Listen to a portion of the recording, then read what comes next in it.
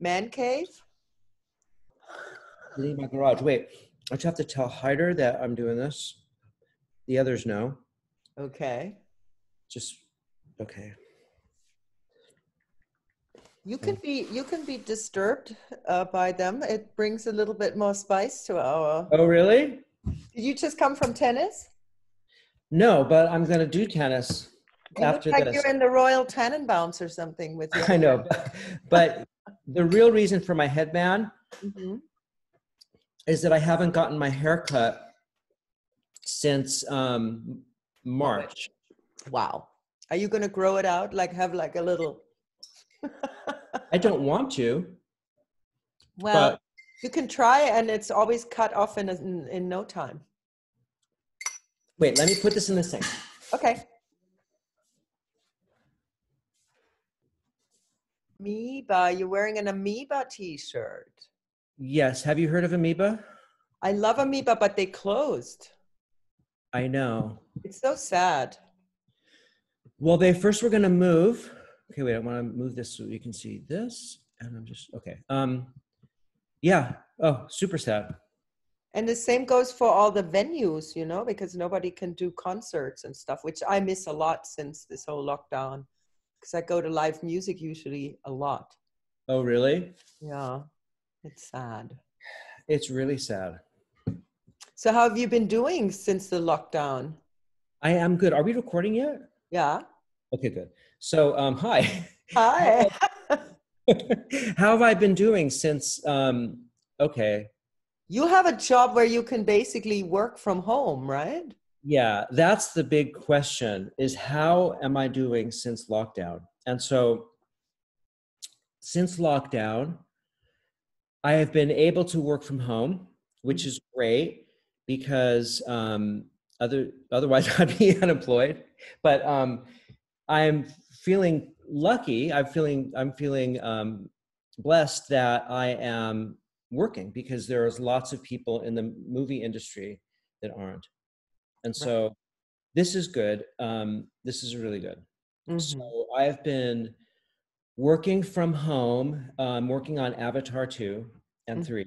And they had a way for us to, they brought computers here. We went to pick them up and we are using this thing called RGS, which is it's a remote program where you can actually control a computer in another location. So I'm only using this computer to work a computer that's in Manhattan Beach. And it's a little bit slow. So, I had to just get the best connection that I could. But it works great. It works really well. I'm even able to control a computer in New Zealand, which was great because when they went to New Zealand about 5 weeks ago, we were like, how are we going to have a presence there? And so, because there's assistant editors there too, and sometimes we have to have a presence on the set. So I can actually work a computer there. So it's great. It's a little bit slippery so that, like, I wouldn't want to cut sound or music on this because everything is a little bit slippery to 1 or 2 frames. So everything I cut here, I'm going to have to take into a theater and look at it when I'm not doing a remote because you just lose something. It's a little bit like tiny bit of like, latency is what they call it. But can you connect with the other editors as well?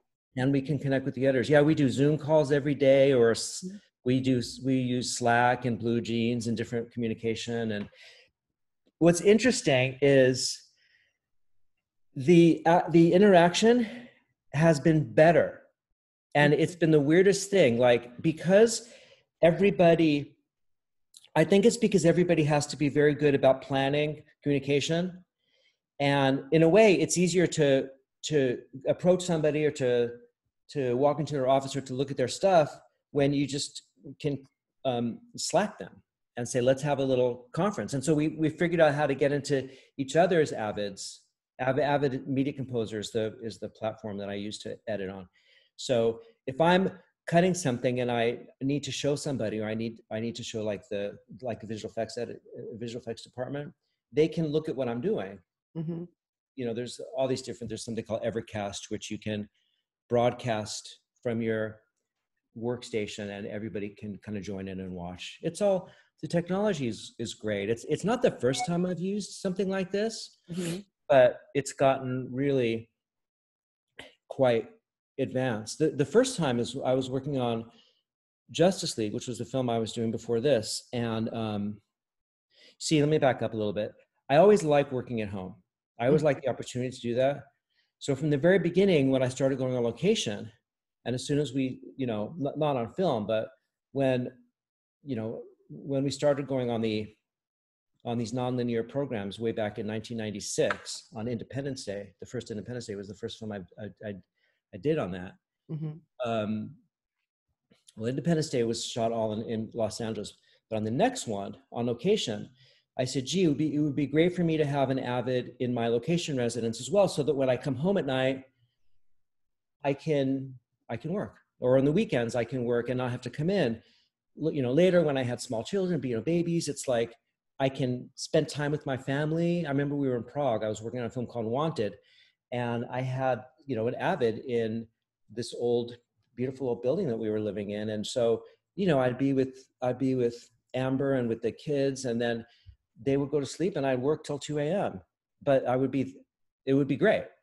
So then that kept going on until piracy became an issue and a problem. And it was about 2010. I was working on the movie. It was one of the Pirates of the Caribbean films, number 4. And I was like, I had to go to London. I said, I want my Avid and they're like, we can't do that anymore. Nobody's doing it. So why would files get lost, or people would kind of steal them? Nervous about people taking stuff, showing people things, uploading things. It was a big no-no. So that's what it was like until Justice League. So that brings me back to Justice League. My mom was sick. She had cancer, and they told her that she only had like probably, you know, 6 to 9 months to live. And so I said, I'm not going to London. You know, here's a way that I can edit this movie for you here. And so we worked with these people that had been using remote editing programs for Michael Bay. And I had seen it because I had done a really brief stint with Michael Bay. And he liked to edit from his house or his house in Miami. And we would be able to like look at his Avid and he'd look at ours. And so I knew this technology existed. So we kind of brought it into Justice League, and I would be able to come in and work on an Avid, and somebody in London who was sitting with the director could see the same thing. And they could even work my Avid, or I could work theirs. And at first it was hard for me to sell Zack Snyder, the director, on it, because he just wanted me there. You know, it's a personal thing. And I think he always was a little bit uncomfortable with the technology of it. And after my mom passed away, I ended up having to go to London, but you know, which is not a terrible thing, because I do like going on location, and London is great and everything. But the point is about remote technology. So now here we are with who knows how long this is going to happen. Yeah, exactly. You know, it came up a question that maybe some people can start going back to the studio, but as of a couple of weeks ago, or just really a week ago, it's like, nope. When the numbers went back up, yeah. Yeah, and Disney, the studio, you know, the studio who's doing Avatar is very careful and very safe, and their standards are really super strict about all this. So as they should, which I really like. Because the worst thing in the world for me is seeing people be careless about this, because this is how we've gotten to where we are. Same, yeah. But mind-boggling. It is. But who knows how long this could go on? And here's another thing. Let's say when all this is over, when we have in a year or whenever it's going to be, who knows if people aren't going to say, wait a minute, remote work with editors, how actually bad an idea is it to keep it going? And so we talked about that too. So I don't know. I love working at home. You mentioned earlier that it's almost improved, like your kind of collaboration with the other editors or something. But isn't it different when you're in the same room and discuss something. I mean, for me, it's been working out fine with the Zoom thing, with, you know, groups coming together in this virtual situation. But there's always still the personal kind of contact that I'm really missing. No, there is. And you know who really misses that? The kids. So I have two boys. One of them is in, you know them, but the people watching this podcast may not. So Sasha is in 8th grade, going into 8th grade, and Hyder's going into 12th grade. Mm-hmm. They're both doing remote learning, and basically they don't like it. Like at first they loved the idea of it. Like literally they can wake up in the morning and brush their teeth and get some water and start. But they totally miss the interaction. They totally miss the live being with their peers, but also just, I mean, they say that remote learning sucks. They think it's really gone downhill. And so it's going to be interesting to see what happens this year, because it's going to that's what this year is going to be like now, starting in late August. You know, all the schools, they were planning on doing some limited form of opening with like staggered hours and days, but now it looks like they're not going to do it. So well, I think for the kids at that age, it's also in the formative years, it's also a sense of like building social skills and interacting, and it's kind of not on the curriculum, but it's part of the growing up, isn't it? 100%. And my youngest boy is Sasha. His passion is guitar. Mm-hmm. And so he really, really enjoyed playing with people in a band at school. You know, they have like this pop ensemble band. It's usually 3 or 4 people, and it's really good. And doing it on Zoom, I'm sorry, you know, it's just right. They do their best, but so that he misses. But he gets a lot of like, you know, his guitar teacher is YouTube, and he's like, which is great, which is amazing. So he gets a lot of practice time in, huh? He does. He's been really into reading and really into guitar, and he's been really into like, right now it's like the 60s and Simon and Garfunkel. And this morning he says, "Dad, listen, I finally can do it." And he played for me Scarborough Fair, which is a really hard, beautiful acoustic piece to play. And it's. Did you accompany him on the piano? I do sometimes, but this morning I just listened to him. Oh. Yeah, sometimes we do. As you've seen, we've all played together. Like I remember we played Creep together one time. He's doing great. You would be so blown away by how well Sasha is doing on guitar. Well, we must schedule a Zoom jam. No, we must schedule a Zoom jam. But it's been, you know, there's been a lot going on. It's leading up to pandemic.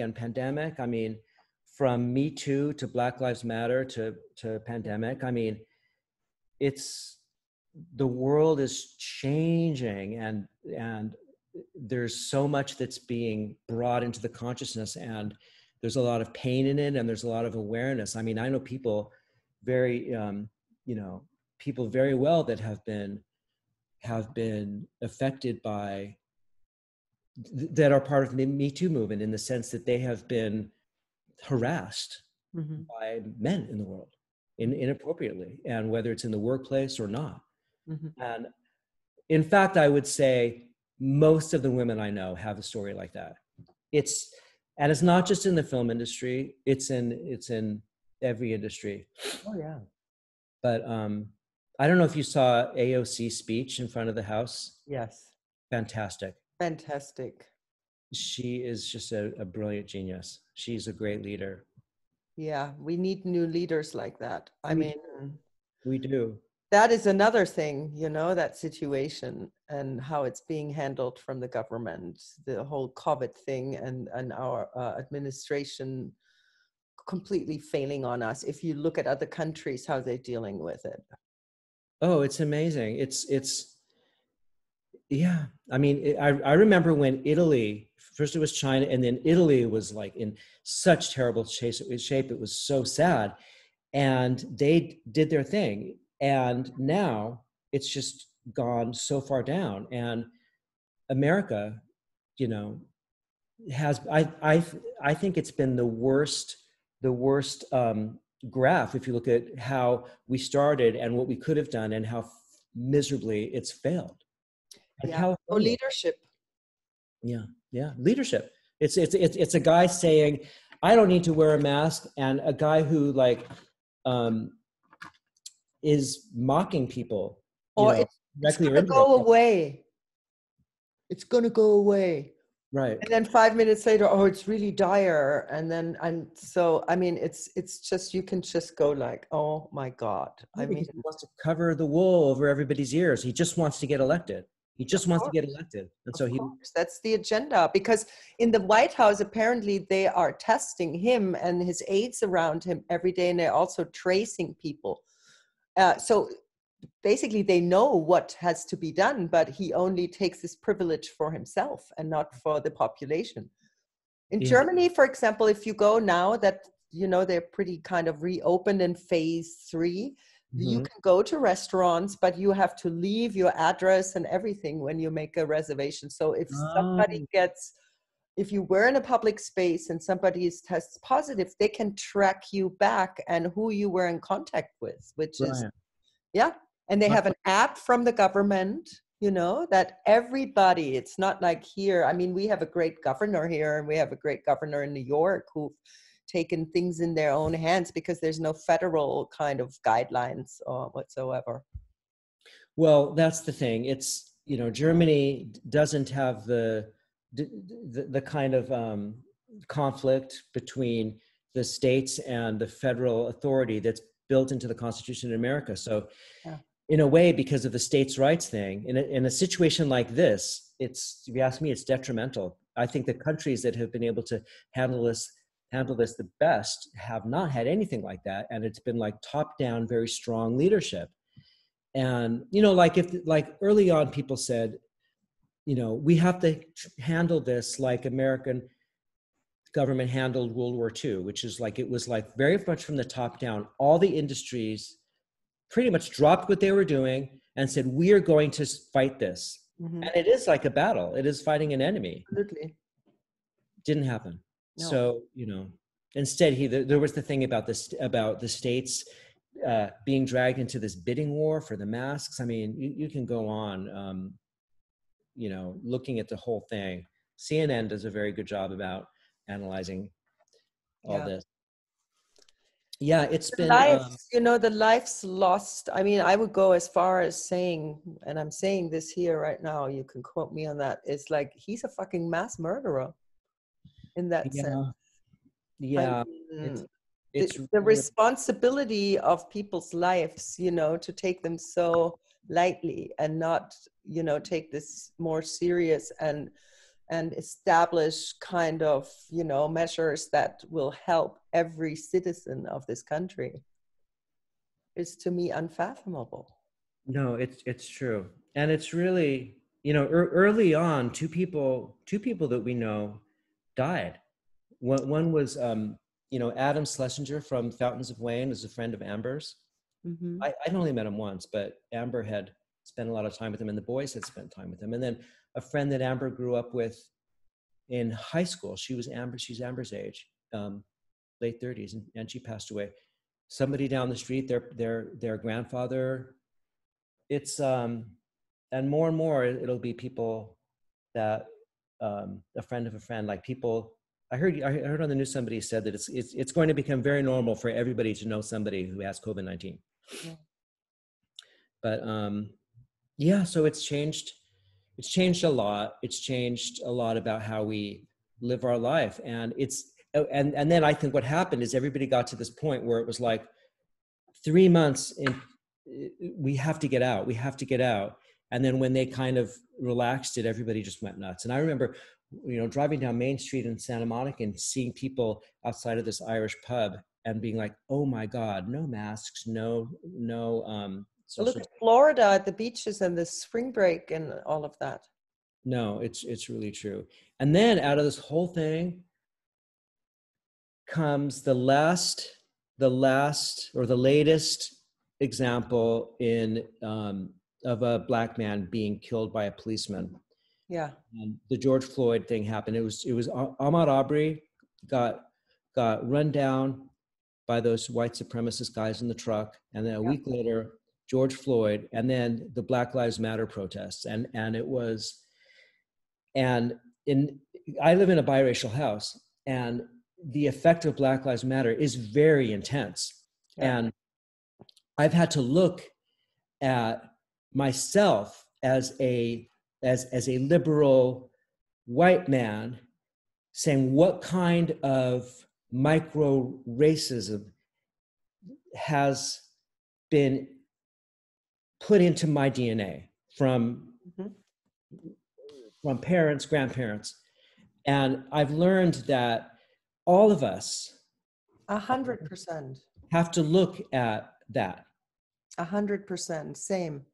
I think the awakening of that, even like, you know, people, I mean, I didn't grow up in this country, but if you look at the history of this country and the way it's been told and the things that have not been told, most importantly, you know, is all this, what created this systemic racism, this underlying thing for generations. And you know, where it's very, very well demonstrated is in the documentary 13. Amazing. 13th is everybody should see 13th. It should be like mandatory kind of curriculum in every school. It's taught in one of the schools that my kids go to. It's brilliant. It really it really opened my eyes to things that I didn't think, like, oh, the Clintons actually, like, here's how they were involved with that, and things about FDR that I didn't know, and it's really, really, it's the war on drugs. Yeah, exactly. They placed this in the African American communities to criminalize then the privatization of prisons and how they have to keep them filled in order to make their profits. It's I mean, unfucking believable. And the thing that makes you sick about that is that, okay, so there's actually like an economy that is profiting off of this system. Yeah. That is. Isn't it like all over here in this country that it's all about the bottom line? Look at healthcare. Same thing. Yeah, it's really true. It's really, I've spent watching Hyder, my older boy, grow up. I've seen life through the eyes of a Black boy, where I had never seen that before. And now he's grown up into a young man, and he's afraid of the police. He's afraid of the police. This is not a thing that happened this year. This is a thing that just has. He talks about it now more. But it's really something that is not a good thing. He should not. It's not fair that he should have that fear, whether it's how overt or subtle it is. It's just not fair. Yeah. It's not fair that he has to see Blackness as something that he has to get over. Now, what's fantastic is that he is this time of life where he is taking his Blackness and he's making it part of his manhood as he's 17, and it's very positive. And there are things at school that help him with that, and he has a fantastic girlfriend, and they both are like really strong with that, and so it's really great. It's like how in the Me Too movement there's pain, and then there's, with consciousness comes action, and comes people making progress and making strong statements and making forward evolution, which is. I mean, look at the protests, all the majority of the protesters were young people, young people who educate themselves and who say, we cannot stand by, we have to take action. And that was the biggest civil rights movement in history. It's pretty astonishing that this came out in this confined time where people basically also, have not so many distractions, and you have more time to really think about what's really important. Right. I think that's a good way to put it. I think in that sense, the lockdown was kind of a positive contributor to the movement. I think so too. I mean, there's absolutely things about every disadvantage, everything that we go through, every challenge has a silver lining and has an opportunity for healing. And lockdown has in very many ways. I mean, it's like with relationships, it's like, okay, now we're at home, I have a, Amber and the boys, it's like, now we're dealing with this space. And it's like, I'm not running away to work to hide from relationship problems so much, you know what I mean? Which we all do sometimes. It's like, I have my space here. It's very good to have a personal space, but it's been great. And the time that I spent with my boys is really amazing, because if I would say the one struggle that I've had in life, it has been balancing work and family, balancing the time and attention and love that I have for the people around me with the really demanding necessities of being a film editor. Yeah. Well, I'm not the only one who And says you're a super hard worker. I mean, I've known you long enough to see the hours you put into your work, but that said, you also love what you do. So and that helps. now I get to do it here. And I'm on nights. I don't know if I told you, but because they are shooting in New Zealand, so they started about 1 to 2 p.m. our time here. So that's when I start my work. So I now work like 1 until 2 a.m. I work like 12 hours, 1 to 1 or 2 to 2. 12 hours. Yeah, which is a lot sitting in front of an Avid. So sometimes I stand, Yeah. and sometimes I sit, and I try to move it around and try to keep active. But it's hard. How much longer is this project until completion? I don't know. Mm-hmm. It's like It's different for each movie, right? it is, yeah. It's a Depending couple on- more months. They shoot for at least 2 or 3 more months, and then we have to edit. And we're doing both these films together at the same time, so they kind of bleed into each other. But there's a lot of like technology with special effects and all of that makes it probably more complicated. Huh? yeah, exactly. It's like, and I've, that's also been a challenge that I've followed in my career a lot. I started when we were cutting film. Mm-hmm. I have a moviola. I don't know if you can see it, but I'm going to move this right here. This is a moviola, which is that's the first tool that people cut films on. Wow. And now it's computers. Yeah. And there was a lot of things that were in the middle. Sorry, while I replug in my computer and my hard line. What year was that when you started working on this machine? Well, first it was film. And when I was an assistant on Salvador and Platoon, the first theatrical features I was an assistant on, that was 1985 and 1986. It was that moviola and a flatbed Steenbeck. Mm-hmm. And then I did Wall Street. I edited that on a Steenbeck. What's a Steenbeck? The Steenbeck is like a flatbed editing. It's instead of upright like that, Mm-hmm. you have these plates with reels of film on it and 2 or 3 picture heads. And it was very physical because you would move rolls around a film and you'd have to roll them down, and it was a more physical exercise. And when you were cutting, you were using your hands a lot. You would look at the film, you would stop, you would hear the sound, you would mark it, you would pull it out, you'd cut it, you'd look at the frame, it was very tactical, as opposed to now it's more, but so talk radio. Was it also like that you have to be more focused because a digital situation is more forgiving because you can undo stuff that you've done if you don't like it? Yes, so you'd have to take time to think about and edit more, because on film, if you made an edit and changed it, when you were running the movie in a screening, everybody could see that you changed a cut, because you would see the splice go by, you'd see the tape go by on the screen, and the whole thing would just kind of jiggle. And now, yes, there's more like trial and error in trying things. It's all different because you're sort of sliding shots into regions, and it's just different. It's but something that Paul Hirsch said. Paul Hirsch was one of my mentors. He cut Star Wars and cut like a lot of the great films of John Hughes era, like Planes, Trains, and Automobiles and Ferris Bueller's Day Off.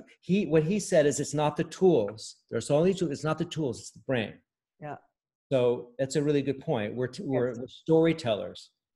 We're saying, how is the best way for the scene to unfold? Yeah. Or it's the instrument, like for the musician. Yeah. And Yeah, exactly. yeah. So how did he become your mentor? Oh, well, I was an apprentice, and we were working on a movie. It was this movie called The Blue Yonder. It was for the Disney Channel, and one of the editors left, and then he came in. And I remember we were all, oh my God, Paul Hirsch has been hired to fix this film, and he cut Star Wars and The Empire Strikes Back, and we were terrified of him. And he was like, he started teaching us, and he was great.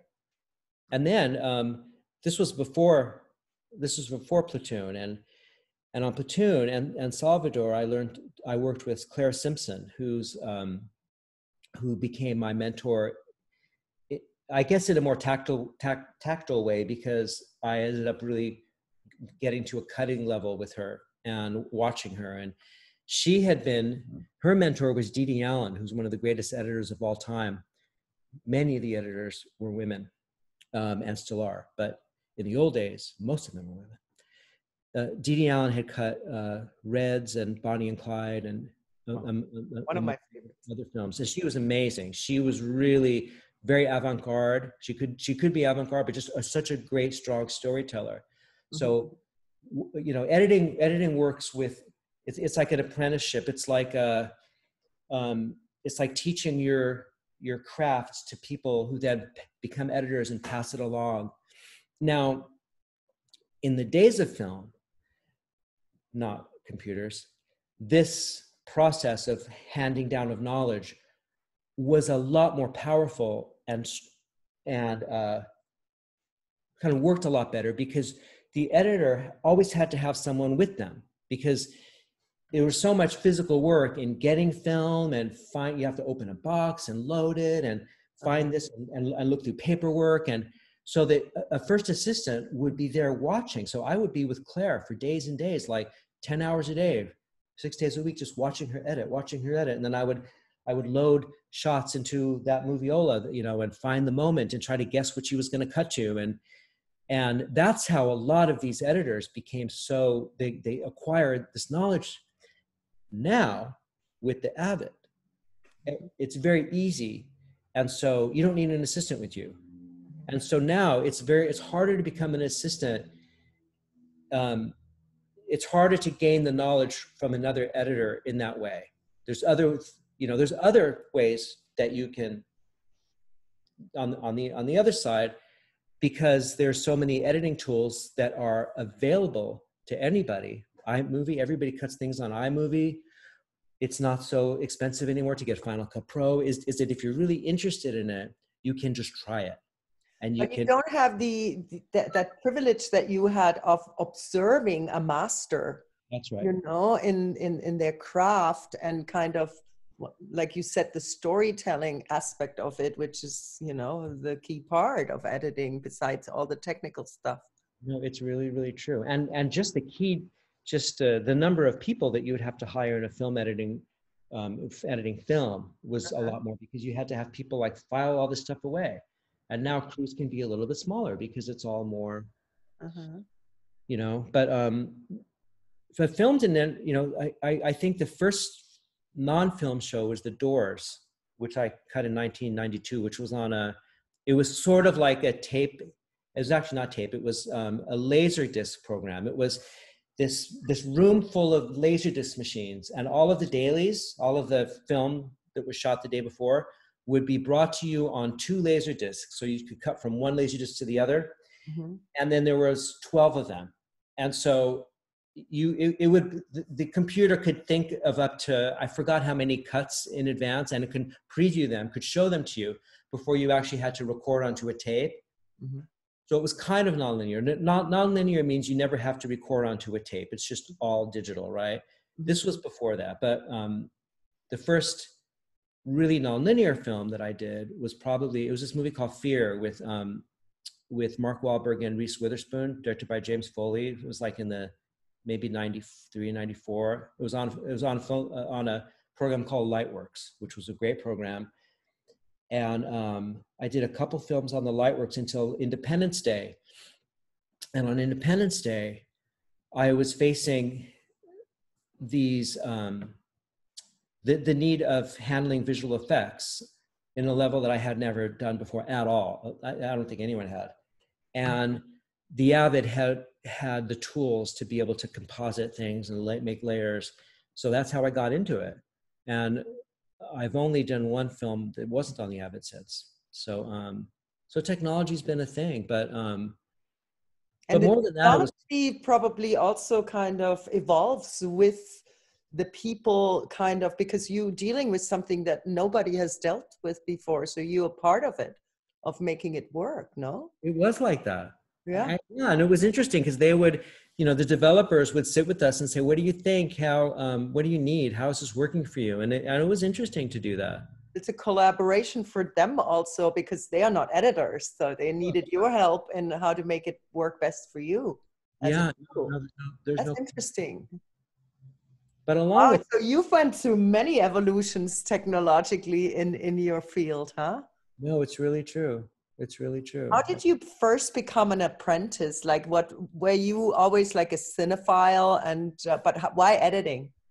I was always a cinephile, and I thought that, I studied literature in school, literature and philosophy and religion.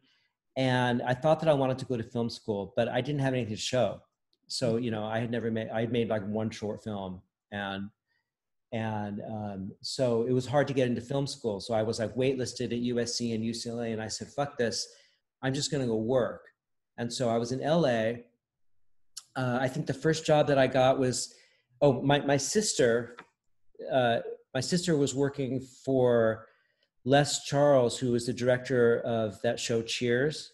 He was the director of some of the most like successful situation comedies in that time. He had done like, so anyway, she got me an extra job through somebody that worked on Cheers. So I was an extra one day, and I'm trying to think of the next job that I got. There was one other really dumb job that I had where I was a PA on a low budget non-union film, and my job was to stand by this generator and make sure that it didn't run out of gas. And as soon as it hit a little level, I had to just radio my boss, one of the ADs, right? That was my whole job. And so I sat there, and the guy said, "Don't move. This is what cleverest life of show business, right?" For an hour later, one of the other ADs said, "Hey, Brenner, I need you to come over here and help me with these cables." And I said, "But Greg told me to stand here." "Don't tell me what to do. Get over here." So I went over there, and then I was helping it with, and then somebody asked me to do something else. And then guess what happened? The Jenny ran out. Yeah. And I was like, I am never, ever, this is not that. Okay. So then. Did you get in trouble? I did. So then I would look every day in the Variety and Reporter used to have these job things at the very last page. And I saw something and it said post-production intern for this film. And I interviewed and got the job. And there was 3 of us, and we were getting paid $10 a day. There was there was so much non-union low budget work back then. This was 1985, I guess. And that's when I learned, that's when I walked into the cutting room. And I had loved literature and also photography at school. And this was an opportunity where both were in front of me at the same time. So photography, because I used to love to develop my own film and hold the film and look at it. So now I was doing that, but there was also the script. And there's a brilliant program that had been invented years and years ago. It's very old, where on the side of film, 35 millimeter film, there's a code. Mm-hmm. And the code that is printed on the film can relate to a line in the script. Mm-hmm. And it's quite brilliant. Mm-hmm. And I learned that, and I fell in love with it. And I just, and that was it. And then I just did everything I could to be as best as I could. It was there and then when you knew you wanted to go into editing. I loved it. Now, I had some, when I was young, I had some fortuitous experience where a friend of my dad, he took me to San Francisco and we visited one of his, an old roommate. They had gone to law school together at Harvard Law, and his roommate was Richard Chu, and he was editing some movie at some ranch north of San Francisco. So he's like, yeah, we're going to go see my friend Richard and we're going to have dinner with him, but come, I want to take you and show you what he's doing. So I walk into the place and I walk into these bungalows, and that's the first time I saw that editing machine. And I saw these Steenbecks, right? Or maybe they were Chems, which is another kind of flatbed. And on the screen, I saw the shot of Darth Vader lifting up the stormtrooper from the first Star Wars. The movie he was cutting was Star Wars, and they were at Lucas Ranch before Lucas Ranch became a different Lucas Ranch, but it was. Holy shit. And that was my first time in an editing room. And I got to know him a little bit. I remember he gave me something from The Conversation, like a little, because he cut that film, which is one of my favorite films of all time, the Coppola's Conversation. And so I still know him. I still see him every once in a while. But yeah, it was a trip. It was a trip. So, I mean, but back then, films were so different. In addition to technology, I would see the state of films in Hollywood change so much, like when I was a kid growing up, like when I saw The Conversation, it was 1974. And, the 70s were such an amazing time for films. And the studio films would be, mainstream studio films would be performance-driven, dramatic films with major actors in it. And they would be like, those were the big movies, right? Mm-hmm. It had been that way in Hollywood really since the beginning, since the 40s, really up until, I would say, about 1980, when the second Star Wars movie, this is when I think it all started to change. People have different. What about in the 60s? Like I read that Peter Biskind book, that, what is it called? About this whole, when all the kind of the Spielbergs and the George Lucases and all kind of disrupted a little bit of the studio system where the actors were owned by the studio and there wasn't like independent. That was also a little bit revolutionary for You're right. That was going on, and that enabled Spielberg. You see, Right as Raging Bulls is the title of this book. Right. Yeah. No, you're right. That sort of enabled brilliant Spielberg and Lucas to get to where they did. Mm-hmm. But what happened with like the second Star Wars is the franchise. Mm-hmm. The power of the franchise was really born when they realized how profitable that movie was. Now, it wasn't the first franchise. The Bond films have been profitable since the 60s, but that was an exception. Mm-hmm. But now, cut to the year 2000, franchises are the rule. And in terms of Hollywood, and Hollywood would put all of their money into these big budget, tentpoles. Everyone knows this, and it was all based on material that it was already existing. It was Star Wars, it was Marvel, it was DC. Marvel, yeah. All the stuff, yeah. And the performance-driven dramatic films were, by and large, much, much like way lower budget than they had been. So instead of being like 35 to 40 million to 50 million, they were now under 10 million or around there. And that's something that started in the 80s with the gray era of the independent film until about what I see, it was about within the last 10, even 5 years, it suddenly changed again with streaming. Mm-hmm. And now you have this fantastic wealth of dramatic material, performance-driven material that's available to everybody on Netflix and all of the platforms, and all these directors are given this great opportunity to I was just going to say, it's so great because they need all this content. So there's a much better opportunity for people who would not have been heard or seen before. No, it's true. And now with the theaters, well, what will become of the theaters? That's another thing. The theaters are all closed. Yeah. But people were talking about the doom of the theater before COVID-19. They were talking about this. It was, I remember a couple of years ago in the Academy, they were talking, when they started to like allow films streaming films to be eligible for Best Picture, they were Mm-hmm. like, we have to like open our minds and realize that the platform for watching has changed for people watching films. And it's also changed the medium in a way, I think, whereas it's enabled a longer format. And Mm-hmm. so, you know, and Netflix, I know a couple of people that are working on Netflix films, and they're very director friendly.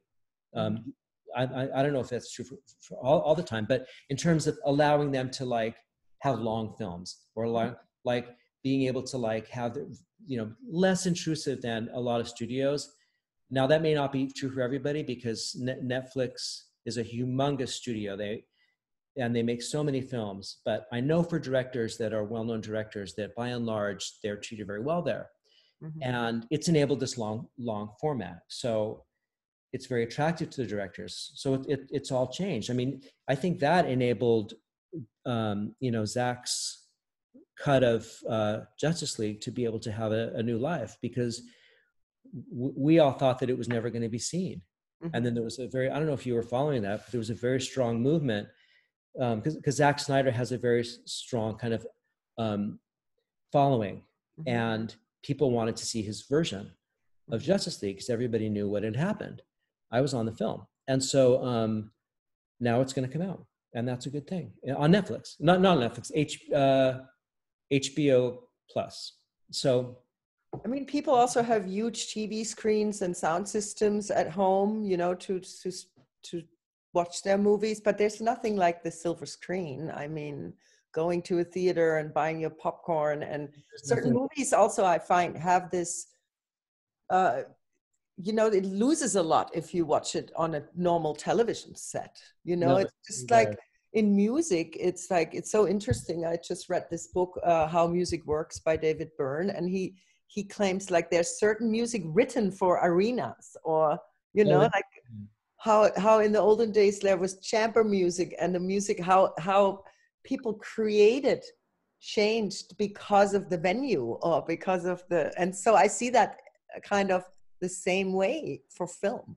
And bands had to change. Yeah. With that, right? As they get more popular and fill larger venues, their music changes, right? Yeah. Yeah, definitely. You would like that book because I know that you like David Byrne. I do, and then I just heard that. And then you met him, right? I did. He did the music on the first Wall Street in 1987. He didn't do the music. We used a bunch of his songs. He and, you know, but then he did the music on the second Wall Street, and so he got to come into the cutting room, and I was like sitting next to David Brenner, and for me, like, music stars, rock stars blow me away so much more than movie stars. I'm just like, oh my God, because music, I mean, I love movies, but music is, oh my God, like it was my love since I was you know, a boy. So it's fantastic. How many Oliver Stone movies have you cut? Well, there was talk, the first Wall Street, I didn't get the lead editor credit, but it was my first ever opportunity to cut a feature. And it was 1987. It was 1986 when he started. I was 24.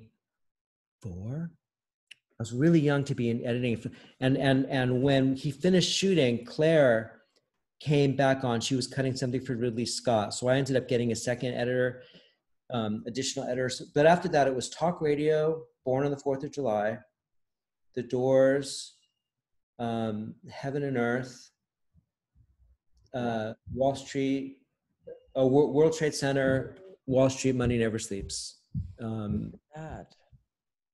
Yeah. And you won an Academy Award. I did. For Born on the 4th of July. Born on the 4th. How was that? How did that feel? Crazy.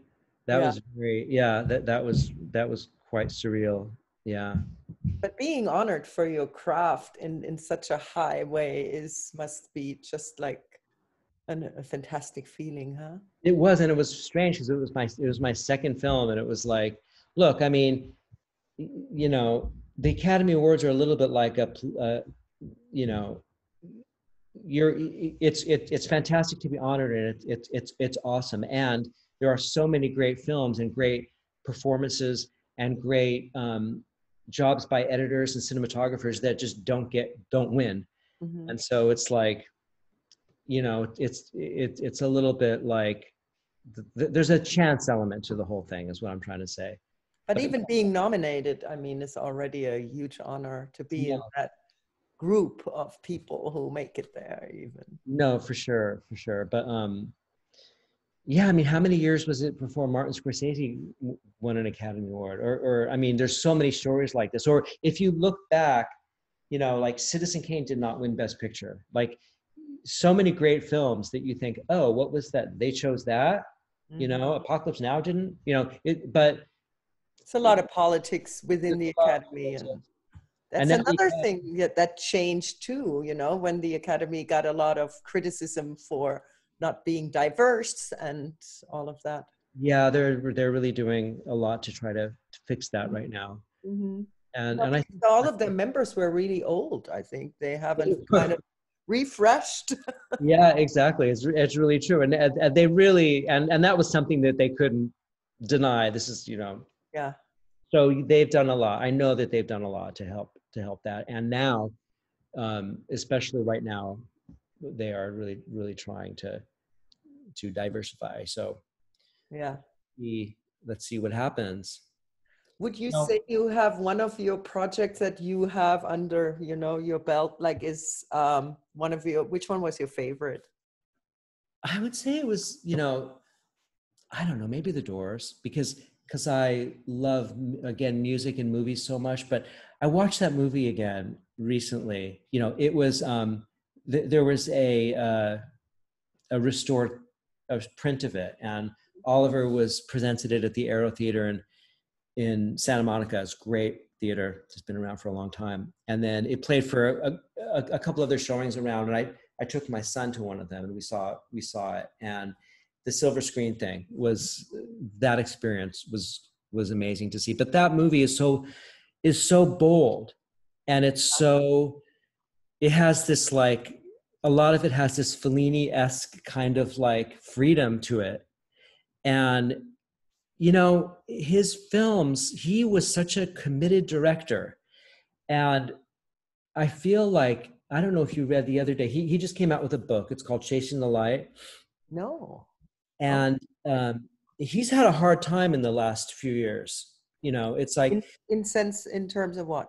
Well, getting funding for films. And I mean, some of it was him not being interested in some of the films that Hollywood was offering to him. Mm-hmm. Some of it was, because of, like, people were going to see the superhero films, and his kind of. You have also cut all of them. I know, yes. Which, by the way, I'm not. You can't denigrate that, but it is what it is. Yes. But you asked me what I was most proud of, and I went back to him. And he, are his films perfect? No, but they had some kind of, like, intensity, some commitment. He had a voice. Yes. Like the director Howard Hawks says, he wrote in this book about the way you can really tell a director is a great director is if you see their films and you know exactly that's his film. And usually of an Oliver film, you can know that's him, right? So he has a voice, right? Totally. And I mean, there's so many other films, like the first Independence Day is probably number 2 for me. Mm-hmm. But I'm talking about Oliver because he had just written this book, and he was interviewed last week by someone in the New York Times. And the guy in the New York Times, now critics were always really, 90% of the time, really hard on Oliver.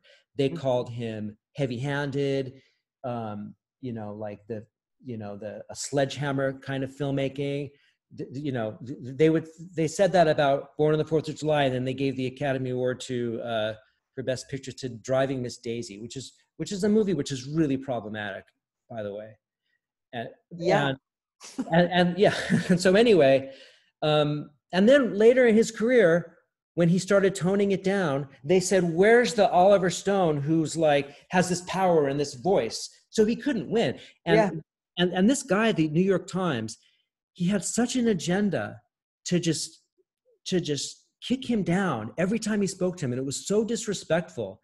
I just couldn't believe it. He was bringing out all these like 20-year-old criticisms about him when he was barely asking him about. I wonder what his intention was. Why did he want to trigger him into something? It was Or? a missed opportunity to talk to a director. Yeah. He had a very distinguished career. You know, Yeah. whether you like all his films or not, he will be remembered in the tome of film history. And this guy totally blew an opportunity, and it was really, really annoying. Did the article come out? Yeah, it was it was like July 10th, I think. Mm-hmm. But anyway, he's a committed filmmaker, and and it was and he taught me a lot. Even though he's not an editor, he taught us a lot to kind of mess things up. Like, you know, as editors, we try to make things as clean and pristine as possible. But sometimes he's like, he's like, that's great. That's very smooth. Now fuck it up, Brenner. So he gets you out of the comfort zone, kind of, to find the brilliance. That was the thing. Now push yourself harder. Yeah. Right? Don't avoid a performance because it doesn't have a perfect match. Yeah. Then they won't see the perfect performance. Fuck it. And he was right about that. And going back to Dee Allen, like the great film editor I was talking about before, she had that same approach. And you see some of the great films like Goodfellas. There's a really famous scene where Paul Sorvino's talking to I forget which character. He's Ray Liotta, and every single shot mismatches. Like in the shots of Ray Liotta, Paul Sorvino has an enormous cigar in his mouth, and it like sticks out into the frame. Like, and on you cut back to him, he has no cigar, and you see these things on like the internet, like, you know, like look at these gaffes in this film. The director should have gotten it right. They thought it was a lack of continuity, but it was on purpose. It was like, well, I don't know if it was on purpose, but they were like, fuck it. This was the best take of Paul, and this was the best take of Ray, and that's the scene. And people don't, you know, so you have to be brave. And as an editor, and that's something a little bit like when you're cutting something, you're nervous about doing that because you don't want to, because you never know if your director is going to be like, you know, a match whore, and they're like, what, do you know how to edit? Like, what are you doing? And then you're like, oh, well, you know, the great filmmakers, sometimes and they're like, yeah, right. So you never know. You have to like match whore. so you have to kind of have to deal with who you're dealing with. Yeah. But it's always like this. I think we had a conversation before where you said the interesting part about filmmaking, although the director's at the helm, is always that synthesizing of all the creative above the line departments, bringing in their ideas, but then maybe, you know, you can come up with something greater than the sum of the parts, you know. Exactly. And that's a tricky thing. And I think all people in the filmmaking process have to deal with this. And certainly as an editor, you deal with it as well, in terms of you're serving a few things. You're serving the film, number one. You're serving the vision of the director. And what happens when you feel like there's a choice which serves the film and the director feels like it doesn't serve the film? And you think that, and you're like, am I going to serve the film right now or serve the director? And what you have to do is you have to play this dance and about like, how important is this fight? What's the best way for me to show this alternative? A lot of it's presenting alternatives, and usually the best idea in the room wins, and people lose their egos. But you have to, it's a dance, the process of gracefully doing that. And yes, it is when you do that, it's like there's a thesis, which is the first, like the first director's cut is like a thesis, and then the director will say, but this and this and this, and that's like an antithesis. It's like, and then a synthesis is the third thing, and it's like the old dialectic. And then you have a screening, and now that becomes the thesis, and now you get these notes from the studio or these audience, and so that's an antithesis. Now you have to synthesize that, and you know, but not too much, because if you keep doing that, then we have like movies made by committees. And you know, I don't think David Lynch ever previewed his films. Like, what did the audience think of Mulholland Drive? What did the audience think of Eraserhead? I wonder if they ever previewed Eraserhead. Of course they didn't. But you know, he's a director who's I would have loved to have worked for. Because what a vision. He's my neighbor. No. He lives down the street. So how often do you see David Lynch? Just outside? Right now, I see him a lot because he kind of works all the time. I always see this little light on. He has 3 buildings next to each other because he also has his company in there and his foundation. You know, he has the David Lynch Foundation where he integrates like TM, Transcendental Meditation programs into inner city schools and so forth. Yeah, so sometimes, you know, he looks out the window, there's another guy waiting out socially distanced and goes like, hi, how are you? Stay safe. That's great. He does the weather report now every morning on KCRW. Morning Becomes Eclectic. It's hilarious. No, it doesn't. Really? Okay, I'm gonna watch that. I'm gonna listen. Like, good morning. It's a very sunny day in Southern California. It's hilarious. It's okay. I don't know why they did that, but it's hysterical. You know, his book about creativity and transcendental meditation is brilliant. I think it's called Catching the Deep.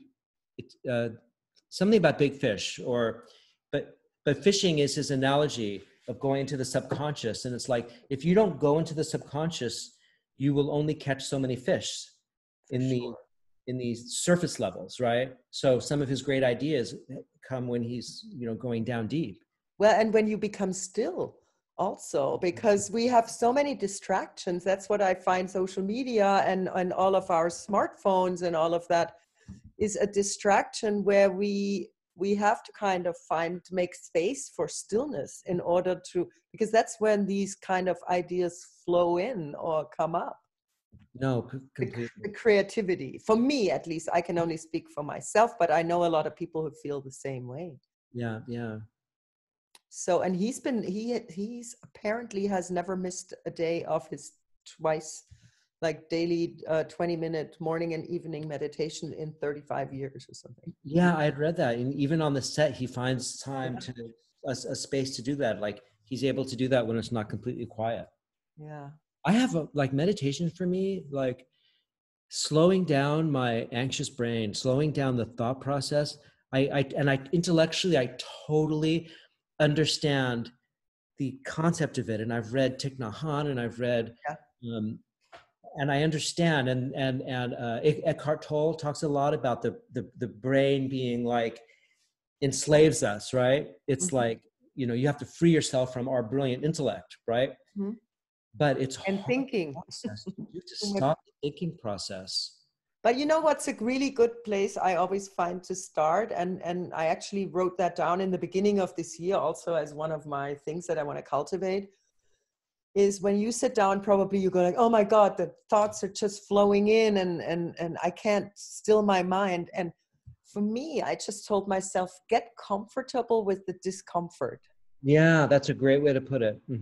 You know, and then all of a sudden it's not so strong anymore because you don't feed it. Because if you push it away, you kind of feed that. It amplifies everything. No, that's brilliant. That's a really good way. Does that make sense?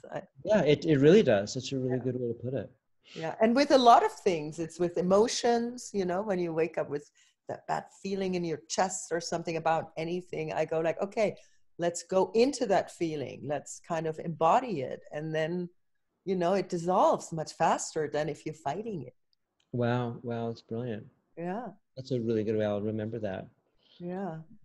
So in a way, it's really helpful to have practices like that or spiritual practices for creativity. I mean, we're all creatives as human beings, right?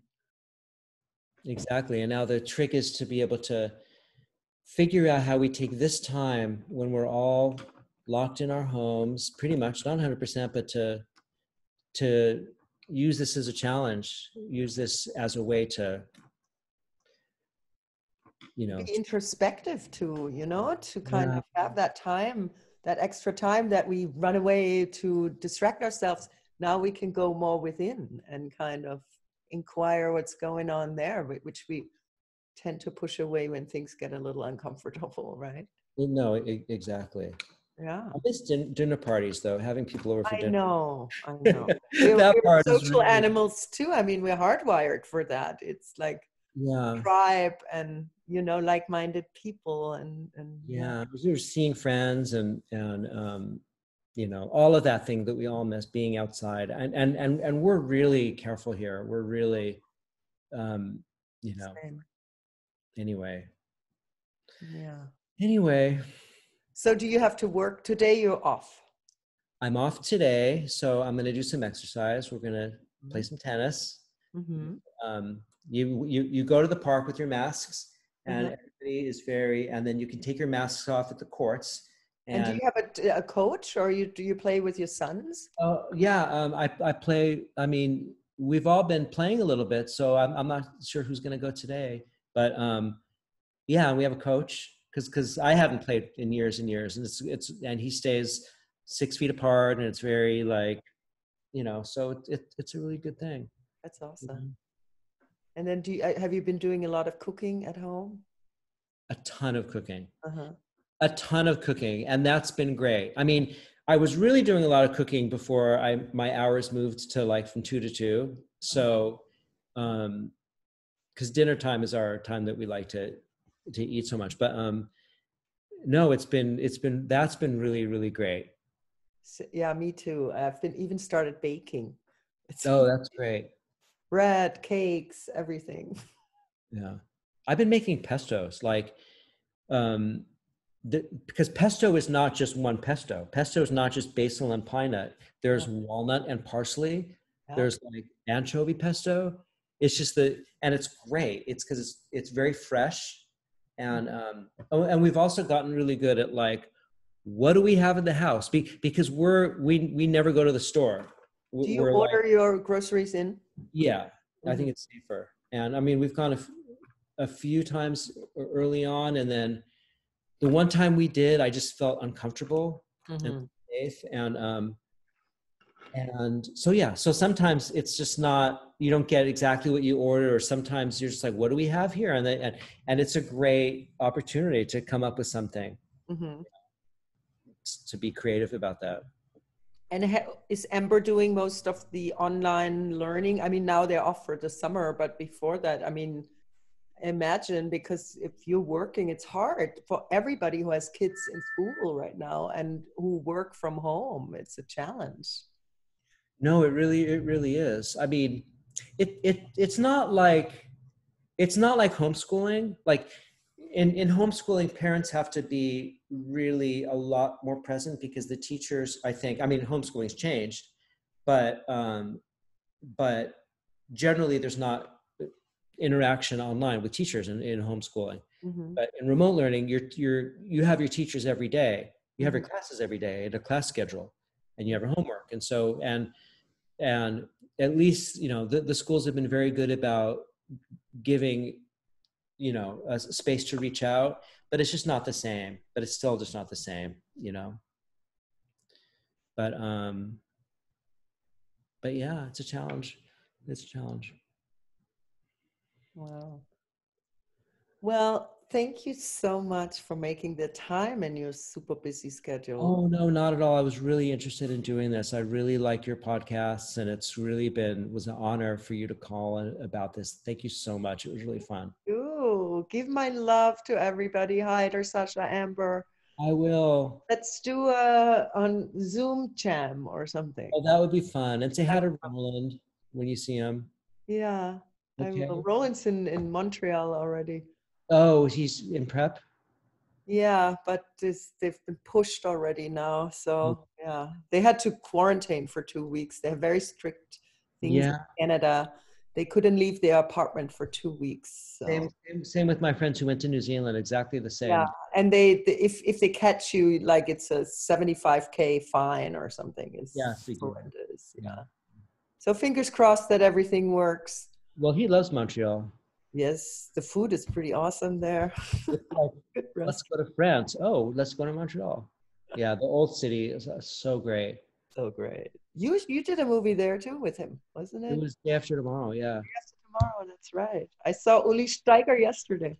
Oh, really? Yeah, we had a little garden, socially distanced barbecue. Oh, that's really nice. Yeah, outside is okay. Yeah, Yeah, outside is okay. Yeah. yeah. Well, have fun on your tennis session. Thank you, Andrea. Thank you for this. Much love. Okay, bye-bye. Bye.